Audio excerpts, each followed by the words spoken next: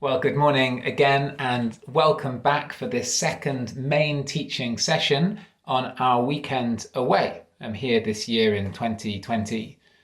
You'll remember, hopefully, from yesterday that we began our teaching together by thinking about this big question: what is now for? What is now for? And perhaps you remember yesterday that we said that the reason why we wanted to ask that question in Revelation is all to do with these interludes. John pictures the current time as being sandwiched between the sixth and the seventh seal, between the sixth and the seventh trumpet, right before the seven bowls that mark the end of the age. John imagines that God has, if you like, reached down and pressed pause on the final judgment, that we're just about ready for the end of the world, and yet then these four angels step in and hold the end of the world back. And the question we were asking was why? Why has God done that? And hopefully you remember, secondly, that what is happening in that interlude as these angels hold back the end of the world is that we're in a war, a worship war. But if you've been thinking about that since yesterday, it ought to be clear to you that understanding that now is a war as Satan seeks to snatch the praise away from God, well, it does nothing to explain what this delay is for. Why would God press pause on the end of the world? Why would he put the universe on hold only to let the dragon step in and snatch the praise away from God and away from his Son, the Lord Jesus Christ? Surely he has a plan here. Surely he knows what he's doing. Surely now this delay is for something.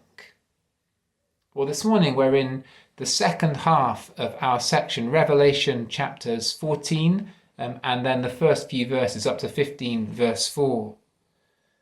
And it tells the second half of the story that we have been looking at. You see, Revelation chapters 12 and 13, it was mostly one-way traffic. Yes, it began with glorious victory in heaven as the Lord Jesus Christ died and was raised and ascended to God. And Jesus and the angel Michael, they cast Satan and his army down from heaven. It began with glorious victory in heaven. But from the moment that the dragon landed on earth, well, it's all been one-way traffic. The dragon set up his two monsters and they looked like they were unstoppable, irresistible. Who is like the beast? Who can stand against him? And he has authority to conquer the saints. Everything that he does, he seems to prosper. All the dwellers on earth worship him. When you get to the end of chapter 13, it looks like it has been all one-way traffic in this worship war. The dragon and his monsters carrying everything before them. But then in Revelation chapter 14 and verse 1, John looks again. And what he sees is that the Lamb strikes back. This morning we're going to see the second half of the story. The direction of traffic is going to reverse. And as we look at the Lamb's counterstrike, we're going to see what this current age is for, what it is that God is doing in this interlude before the final judgment.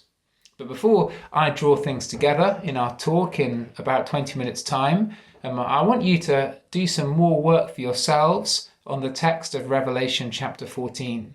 Just as you do that, one hint that I think will help you as it helped me on this chapter, which is to realize that Revelation 12 and 13, 14, into the first few verses of chapter 15, it tells a story, that these scenes, that they're arranged in order. You're supposed to read it as a narrative going from a beginning to a middle to an end. And it's worth asking, what's the turning point in this story?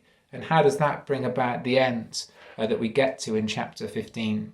Well, that's enough from me. I hope you have a really good time over these next 20 minutes. And then in 20 minutes time, I'll try to draw what I think this chapter is saying together. See you then.